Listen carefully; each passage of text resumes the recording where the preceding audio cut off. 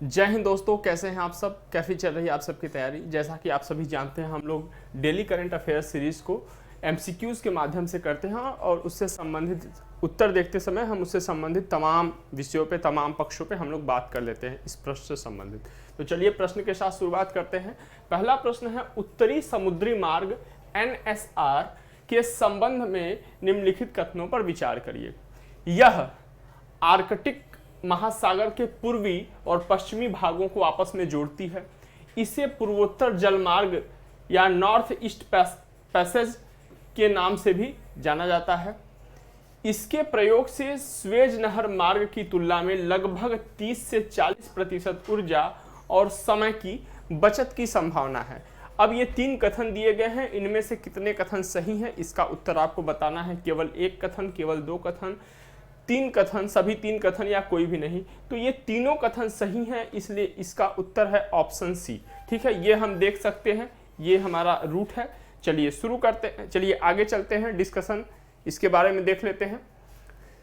अब जो रूस है वह उत्तरी समुद्री मार्ग को विकसित करने के लिए निवेश करेगा, बिलियंस डॉलर का निवेश करेगा। ठीक है, अब हम इसके बारे में देख लेते हैं NSR क्या है। ठीक, अगर हम बात करें कि यह किसे जोड़ता है, तो यह आर्कटिक महासागर के पूर्वी और पश्चिमी भागों को आपस में जोड़ता है, इसलिए इसे पूर्वोत्तर जलमार्ग भी कहते हैं, नॉर्थ ईस्ट पासेज कहते हैं, NEP भी कहते हैं शॉर्ट फॉर्म में। इसका जो आरंभ है यह बेरेंट सागर से होता है, बेरेंट सागर से होता है, जो कि रूसी सीमा है जो नॉर्वे को स्पर्श करती है, यहाँ पे नजदीक बेरेंट सागर से होता है। इसका जो अंत है यह बेरिंग जल संधि के पास होता है, जो कि साइबेरिया और अलास्का के बीच पड़ती है। हम लोगों ने यहाँ चित्र में देखा, ये बेरिंग जल संधि है। ठीक है, ये बेरिंग जल संधि है। चलिए आगे देखते हैं। जो NSR का रूट है, इसका लगभग जो संपूर्ण भाग है यह आर्कटिक महासागर से गुजरता है और रूस के EEZ या अनन्य आर्थिक क्षेत्र के भीतर स्थित है। ठीक है, जलवायु परिवर्तन की वजह से यहाँ पे जो बर्फ पिघल रही है, इसके कारण NSR का उपयोग करना अधिक आसान होता जा रहा है रसिया के लिए। और ध्यान देने वाली बात है कि यह वर्ष में केवल 2 महीने के लिए ही खुला रहता है। चलिए आगे देख लेते हैं। अच्छा, ये जो NSR है यह उत्तर पश्चिम जलमार्ग या नॉर्थ वेस्ट पासेज से भिन्न है। यह ध्यान रखना है, जो नॉर्थ वेस्ट पासेज है यह कनाडाई आर्कटिक से होते हुए अटलांटिक महासागर और प्रशांत महासागर को जोड़ने वाले संभावित नौवहन मार्गों की क्या है, श्रृंखला है। ठीक है, अगर हम NSR के महत्व की बात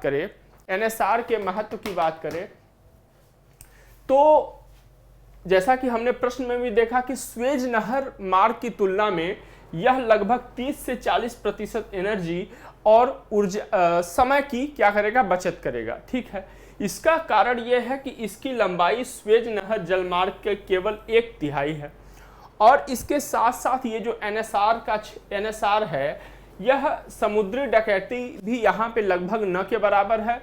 और NSR के संचालन से जो आर्कटिक क्षेत्र में मौजूद प्राकृतिक संसाधन हैं उनका अन्वेषण किया जा सकेगा, उनका दोहन किया जा सकेगा और वहां से परिवहन और आसान हो जाएगा। ठीक है, सस्ता परिवहन हो जाएगा। ठीक, लेकिन ये तमाम लाभ तो हैं, लेकिन इसके साथ कुछ प्रमुख चुनौतियां भी हैं। अगर हम कुछ प्रमुख चुनौतियों की बात करें तो जो रसिया है, चूंकि ये रसिया के EEZ में शामिल है, यहीं पे है, तो रसिया यहाँ पे अपनी संप्रभुता का दावा करता है। अब ऐसे दावे के परिणाम स्वरूप जो नौ परिवहन की स्वतंत्रता है, फ्रीडम ऑफ नेविगेशन है, उसके सिद्धांत को क्या पहुंचेगा, चोट पहुंचेगा, उसका सिद्धांत उल्लंघित होगा, जिसके कारण जो आसपास या जो इस रूट के समीपस्थ देश है जिनसे इन्हें लाभ होने की संभावना है, वो भू सामरिक संघर्ष के लिए उत्प्रेरित होंगे और इसके कारण यहाँ पे एक संघर्ष का खतरा उत्पन्न होगा। दूसरा जो महत्वपूर्ण है कि आर्कटिक क्षेत्र में जो कुहरे हैं उसके कारण जो कुहरे हैं इसका परिचालन अवधि कम हो जाएगा, जैसा कि हम लोगों ने देखा कि केवल यह 2 मंथ के लिए ही, यह केवल 2 मंथ के लिए ही खुलता है। और जो परिवहन तो यहाँ पे सस्ता हो जाएगा, यहाँ के प्राकृतिक संसाधनों का दोहन होगा, अन्वेषण होगा, ये सब तो सस्ता, ये सब तो होगा। लेकिन एनएसआर में जो आवाजाही बढ़ने से क्या होगा, आर्कटिक क्षेत्र का जो पर्यावरण होगा उसको नुकसान पहुंचेगा, और जो पर्यावरण नुकसान पहुंचेगा उसकी भरपाई के लिए जो पर्यावरणीय लागत है उसमें भी वृद्धि हो जाएगी नौ परिवहन से। ठीक है, चलिए आगे देख लेते हैं, अगले प्रश्न पे चलते हैं। अब अगला प्रश्न है एमएसपी से रिलेटेड। ध्यान देना है, इस बार भी 2023 में भी प्रश्न आ चुका है प्रारंभिक परीक्षा में एमएसपी से रिलेटेड। ठीक है, नाइजर सीड का 2017 में और 2018 में मेंस के GS3 का, चूंकि इकोनॉमी पार्ट है, GS3 के पेपर में आया था 2017 में 10 नंबर का आया था, 2018 में ये 15 नंबर का आया था। ठीक है, 2023 में अभी हाल ही में बीता, इसके पहले CSCP के बारे में प्रीलिम्स परीक्षा में पूछ चुका है, तो इसे हम लोग ध्यान से देखेंगे। चलिए आगे देखते हैं, प्रश्न पढ़ते हैं और इसका उत्तर देखते हैं। प्रश्न है, निम्नलिखित कथनों पर विचार कीजिए। किसी फसल का एमएसपी निर्धारित करते समय उसके उत्पादन लागत पर न्यूनतम 50% लाभ सुनिश्चित किया जाता है। ध्यान दिया जाता है इस घटक पे भी कि जो एमएसपी निर्धारित हो रही है उससे जो उत्पादन लागत है उस पर 50% का लाभ किसान को सुनिश्चित हो सके। हाल ही में प्रकाशित CSCP की, ठीक है, कृषि एवं जो है कि कृषि एवं मूल्य लागत आयोग, ठीक है, एक रिपोर्ट में हरियाणा, पंजाब और पश्चिमी उत्तर प्रदेश में चावल की खेती के तहत आने वाले क्षेत्र में कमी करने की वकालत करी गई है। दूसरा कथन ध्यान से देना है, कृषि लागत और मूल्य आयोग CSCP ministry of agriculture and farmers welfare के अधीन एक वैधानिक पैनल है।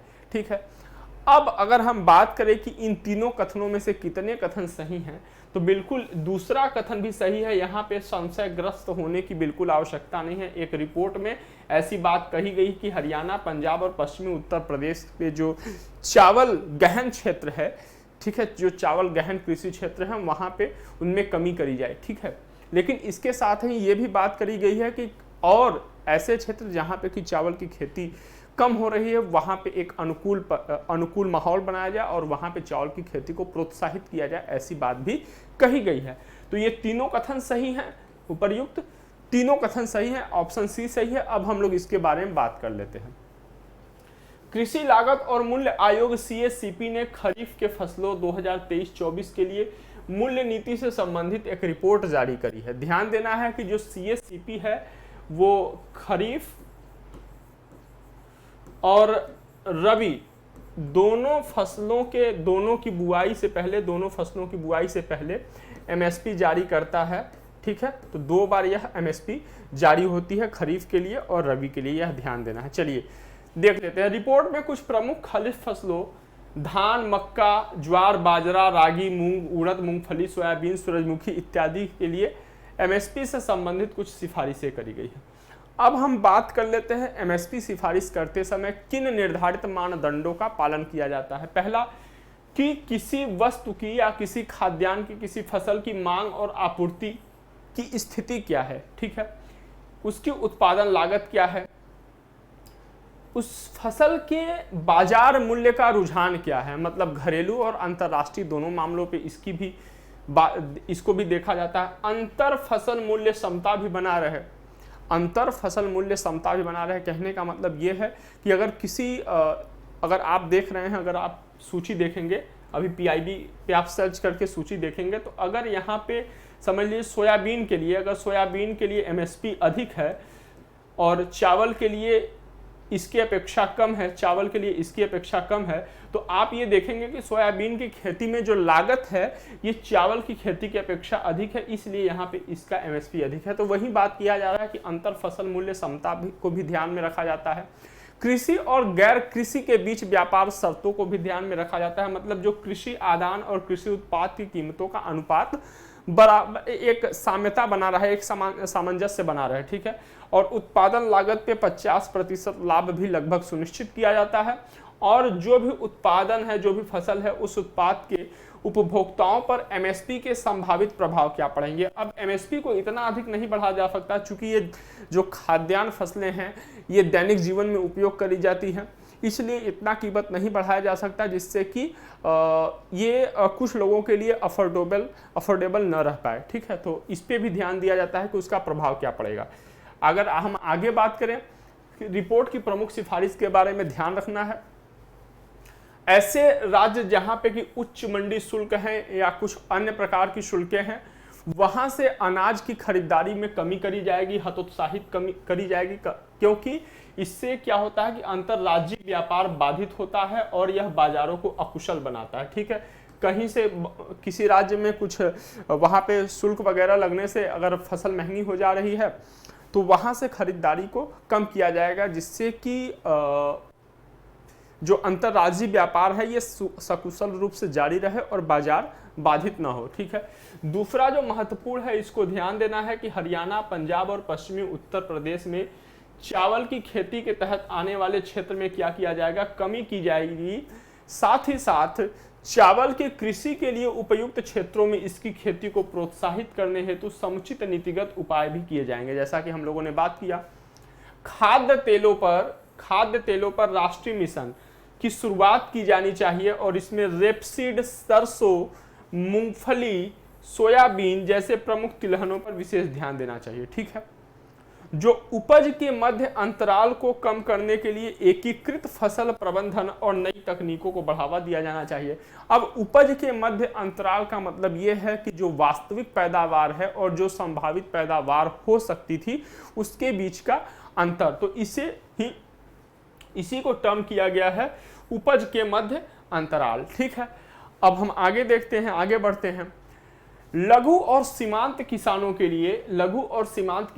लिए ग्रामीण वित्तीय सेवाओं तक पहुंच बढ़ाने के लिए उपयुक्त नीतिगत उपाय किए जाने चाहिए। ठीक है, ये लघु और सीमांत किसानों के लिए है। स्वयं सहायता समूह हो गए, किसान उत्पादक संगठन हो गए, सहकारी समितियों इत्यादि के माध्यम से जो मशीनरी है, जो खेती के लिए आवश्यक मशीनरी है, उसके सामूहिक या सामुदायिक स्वामित्व को प्रोत्साहित की जानी चाहिए। जैसे मान लीजिए कि अच्छी क्वालिटी का थ्रेसर है या ट्रैक्टर है। ठीक है, छोटे छोटे किसान होते हैं, अमूमन अब तो किसान छोटे छोटे होने, किसी के पास 1 बीघे, 2 बीघे, 3 बीघे, 5 बीघे वाले ऐसे हैं। अगर वो ट्रैक्टर अकेले अफोर्ड नहीं कर सकते तो एक समूह के रूप में ट्रैक्टर खरीदे, जिससे कि सबको सस्ता भी पड़ जाएगा, लोग खेती भी कर लेंगे आसानी से। ठीक है, तो यही चीज कहा जा रहा है कि सामूहिक या सामुदायिक स्वामित्व को प्रोत्साहित करें, जिससे कि उच्च लागत वाली कृषि मशीनरी और उपकरणों को वहनीय बनाया जा सके। ठीक है, अब हम लोग बात करेंगे CACP के बारे में। ठीक है, commission for agriculture cost and prices के बारे में बात करें। अगर हम इसके इस्टेब्लिशमेंट की बात करें तो यह सबसे पहली बार जो इस्टेब्लिश किया गया था, पहली बार ही इस्टेब्लिश किया जाएगा। ये जो इस्टेब्लिश किया गया था यह जनवरी 1965 में किया गया था, लेकिन उस समय इसका नाम CACP नहीं था। CACP नाम इसका पड़ा 1985 में। तो जब इस्टेब्लिश किया गया था तो इसका नाम था एग्रीकल्चर प्राइस कमीशन। क्या था?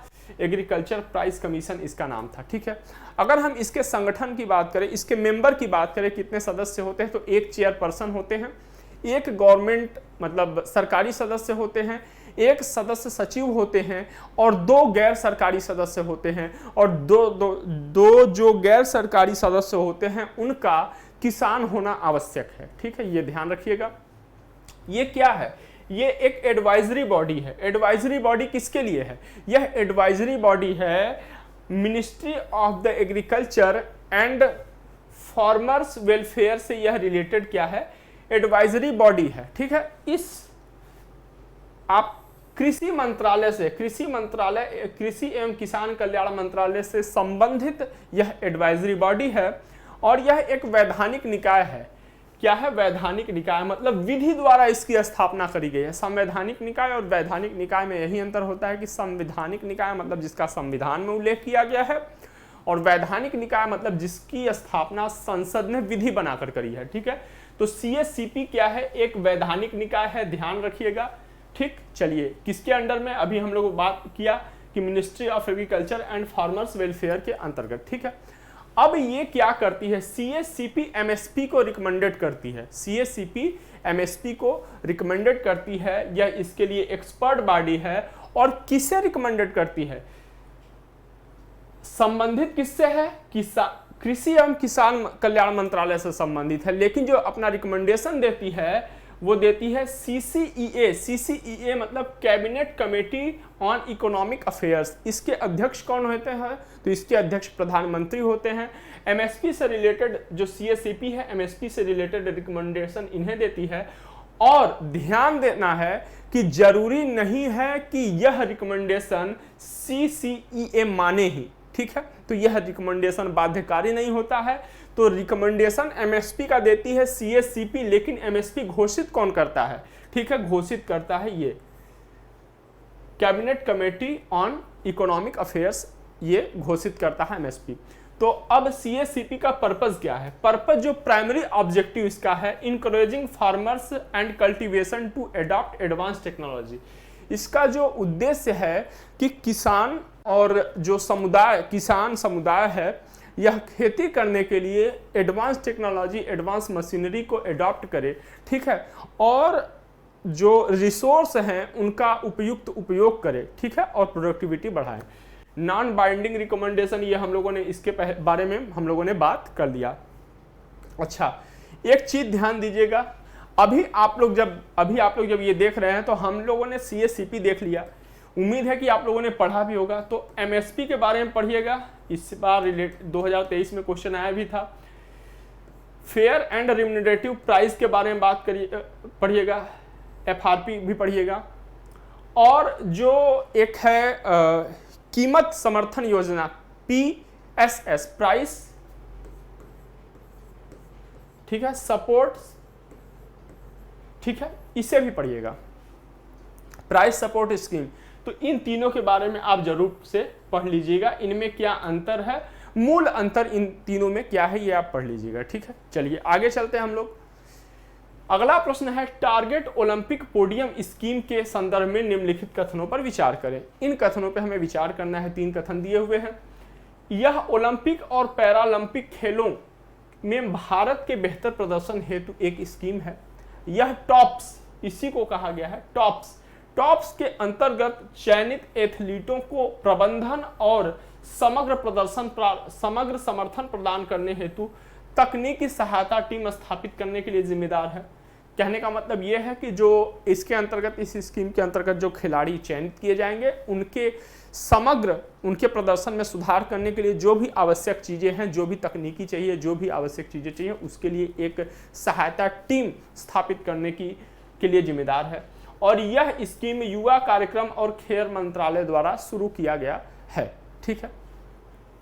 तो उपर्युक्त में से कितने कथन सही हैं, तो यह तीनों सही है, ऑप्शन सी सही है इसका। अब हम लोग इसके बारे में देखेंगे। तो क्या है, अगर हम लोग बात करें टॉप्स क्या है, तो ओलंपिक और पैरालंपिक। अच्छा, यहाँ पे टारगेट ओलंपिक है, लेकिन इसमें पैरालंपिक भी शामिल है, यह ध्यान दीजिएगा। ओलंपिक और पैरालंपिक खेलों में भारत के बेहतर प्रदर्शन हेतु यह स्कीम है। युवा कार्यक्रम और खेल मंत्रालय द्वारा इसे शुरू किया गया था, सबसे पहली बार सितंबर 2014 में किया गया था। और इसका जो संशोधित रूप है या नया रूप हम लोग कहें तो 2018 में इसका नया रूप आया, इसको संशोधित किया गया। इसका उद्देश्य क्या है, जैसा कि हम लोगों ने बात किया कि इसके अंतर्गत जो चयनित एथलीट हैं उनके बेहतर प्रदर्शन के लिए जो भी आवश्यक समर्थन है, आवश्यक इक्विपमेंट है या आवश्यक समर्थन, चाहे वो प्रबंधन से संबंधित है, इक्विपमेंट से संबंधित हो या किसी भी चीज़ से संबंधित हो, उसके लिए एक सहायता टीम स्थापित करना इसका उद्देश्य है। और टॉप्स के जो सदस्यों की नियुक्ति होती है, ये टीम के सदस्यों की नियुक्ति होती है, जो ये सहायता टीम है, इसकी नियुक्ति युवा कार्यक्रम और खेल मंत्रालय करता है, ठीक है। अब ये किसके लिए कार्य करता है, ठीक है, कार्य क्या करता है, तो उच्च प्राथमिकता वाले खेल जिनमें, मतलब कहने का मतलब कि जिनमें भारत बेहतर प्रदर्शन कर सकता है, जिनमें बेहतर प्रदर्शन करने की संभावना है, जैसे तीरंदाजी हो गया, बैडमिंटन हो गया, मुक्केबाजी, हॉकी, निशानेबाजी, कुश्ती, ये जो गेम्स है जिनमें कि भारत हर बार, हर खेल में, हर अंतर्राष्ट्रीय खेल में बेहतर प्रदर्शन करता है और अपना पदक सुनिश्चित करता है, ठीक है। तो उनमें क्या होता है कि योग्य सुविधा प्रदान करना ताकि खिलाड़ी और बेहतर प्रदर्शन कर सके, ठीक। अब टॉप्स के अंतर्गत जो एथलीट चयनित हुए थे या जो एथलीटों को शामिल किया था, उनकी अब ये भी देखा जाएगा ना कि अगर योजना चलाई जा रही है उसके अंतर्गत कुछ काम हो रहा है तो उसकी प्रासंगिकता भी है कि नहीं। तो देखिए क्या कितना वो है कि एथलीटों ने वर्ष 2016 के जो रियो ओलंपिक वर्ष 2016 में हुआ था और वर्ष 2018 के जो राष्ट्रमंडल खेल हुए थे उनमें अपेक्षित सफलता प्राप्त करी थी। तो इसका मतलब ये प्रासंगिक हुआ। अगर बात किया जाए कि 2016 के रियो ओलंपिक में पीवी सिंधु जी ने बैडमिंटन में क्या जीता था, सिल्वर मेडल जीता था, और साक्षी मलिक जी ने कुश्ती में ब्रॉन्ज मेडल जीता था। अगर 2016 के पैरालंपिक की बात की जाए तो 2 स्वर्ण जीता गया था भारत ने 1 रजत जीता था और 1 ब्रॉन्ज जीता था या कांस्य पदक जीता था। राष्ट्रमंडल खेलों में 70 एथलीटों में से जो 70 एथलीट हमारे शामिल हुए थे उनमें से 47 जो थे वो टॉप्स के थे, ठीक है। तो राष्ट्रमंडल खेलों में जो 70 पदक विजेता खिलाड़ी थे उनमें से 47 को टॉप्स द्वारा समर्थन प्रदान किया जाता था इसके पहले। तो ये देखिए लाभ है। अब इसी समय हम लोग बात कर ले 2-3 और छोटी छोटी चीजें हैं इससे related. Mission Olympic cell MOC क्या है? यह एक समर्पित निकाय है, ठीक है। MOC ये जो समर्पित निकाय है, इसमें जिस निकाय की बात करी जा रही है, जो टीम की बात करी जा रही है वो है, ये क्या करती है, टॉप्स के तहत चुने गए एथलीटों को यह मदद करती है, ठीक है। अब जो मिशन ओलंपिक सेल है इसका जो महानिदेशक है भारतीय खेल प्राधिकरण की अध्यक्षता में कार्य करता है, ठीक है। भारतीय खेल प्राधिकरण की स्पोर्ट अथॉरिटी ऑफ इंडिया जिसे साई कहते हैं, इसकी अध्यक्षता में यह काम करता है, ठीक है। तो अभी हम लोगों ने देखा कि इसके सदस्यों की नियुक्ति कौन करता है, युवा मामले एवं खेल मंत्रालय इसके सदस्यों की नियुक्ति करता है। अब राष्ट्रीय खेल विकास निधि के बारे में अगर हम लोग बात कर ले इसी समय थोड़ा, तो इसकी स्थापना नवंबर 1998 में करी गई थी और देश में खेलों को बढ़ावा देना इसका उद्देश्य है। टॉप्स में यह महत्वपूर्ण भूमिका का निर्वहन कर रहा है, ठीक। अब यहीं लगे हाथ हम लोग देख लेते हैं कि आगामी ओलंपिक खेल कौन कौन से हैं, कहां कहां वो होने हैं। तो अगर हम बात करें कि ग्रीष्मकालिक ओलंपिक कब होगा अगला, तो 2024 में होगा, अगले साल होगा। कहां पे होगा, फ्रांस के पेरिस में होगा, ध्यान देना है, ठीक है। शीतकालीन ओलंपिक 2026 यह कहां होगा, यह इटली के मिलान कार्टिना डी एम्पेजो में होगा। ग्रीष्मकालीन ओलंपिक 2028 कहां होगा, तो USA के लॉस एंजलिस में होगा।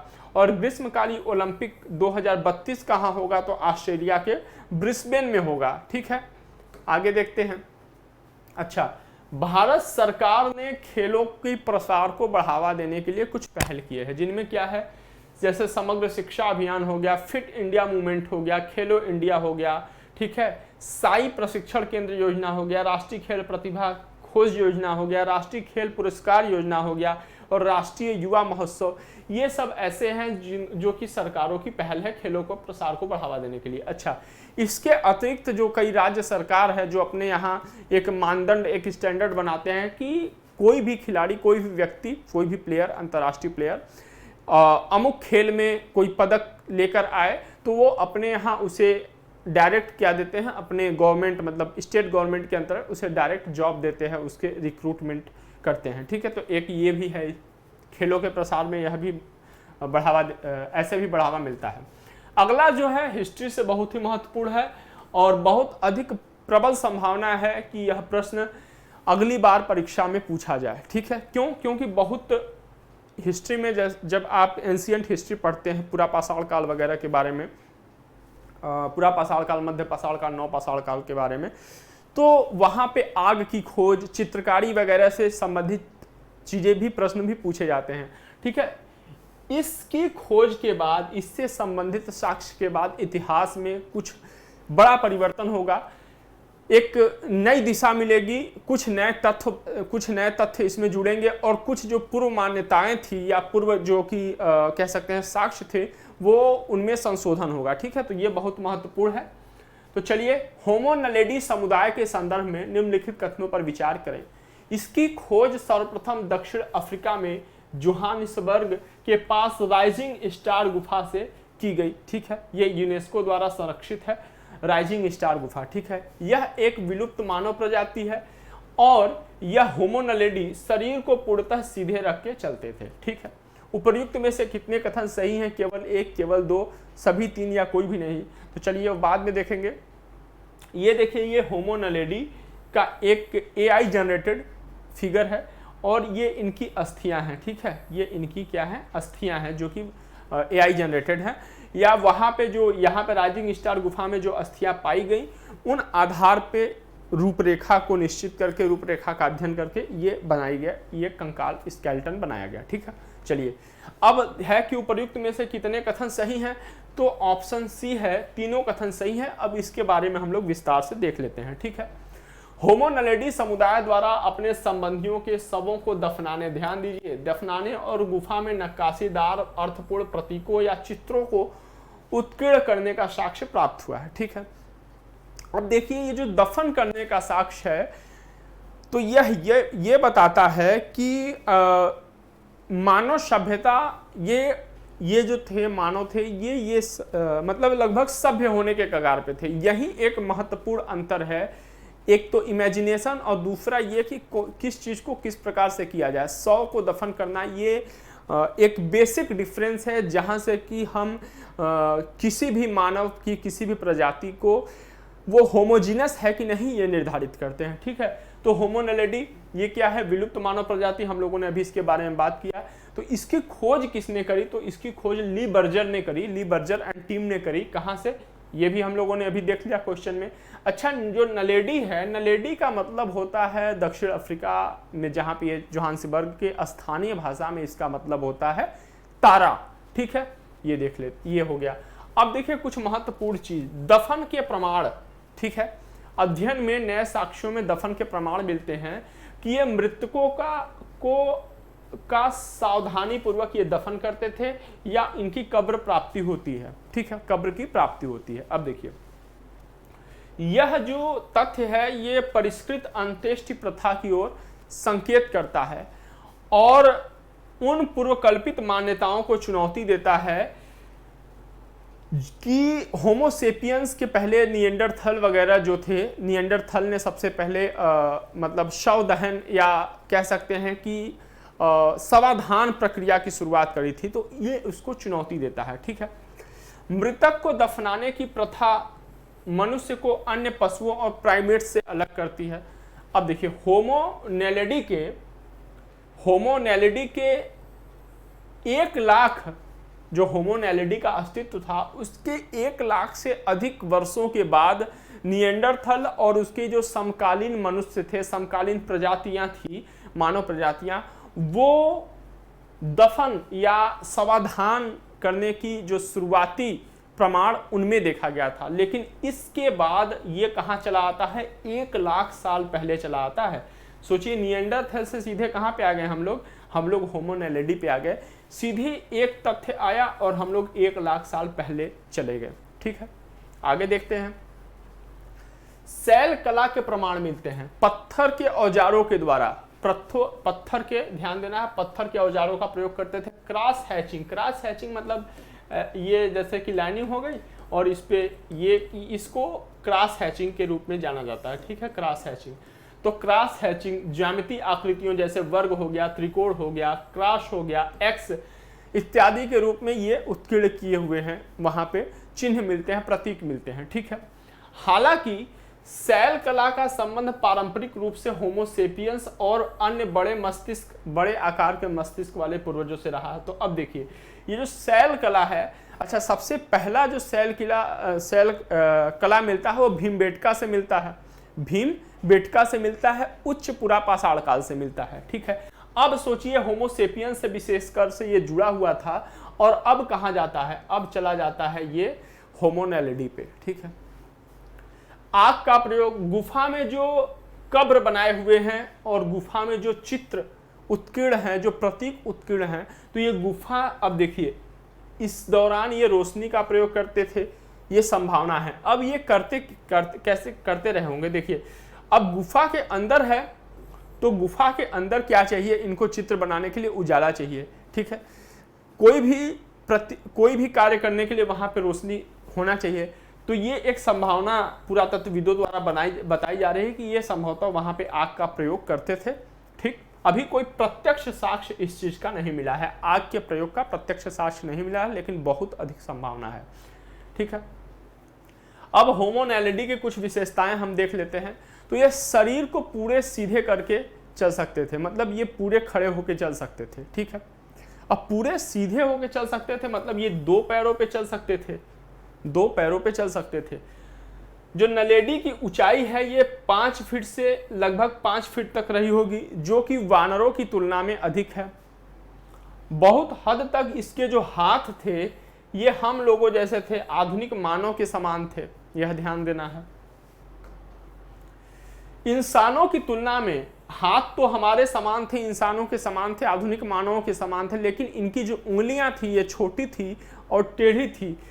कंधों की बनावट इनकी ऐसी थी कि ये पेड़ों इत्यादि पर आसानी से चढ़ सके। इनके दांतों का आकार देखिए, हाथ, कंधे इत्यादि तो ये आधुनिक मानव जैसे हो गए, लेकिन दांतों का आकार प्राचीन प्राइमेट्स के दांतों के आकार जैसा था। तो हम ये कह सकते हैं कि ये एक वानरों और मनुष्यों का एक मिला जुला रूप थे। मस्तिष्क का आकार आधुनिक मनुष्यों के मस्तिष्क का केवल 1/3 था, या जो उसमें लिखा गया है संतरा के आकार का था, संतरा के साइज का था। ठीक है, जो उस लेख में लिखा गया है, ठीक है, रिपोर्ट में लिखी गई है।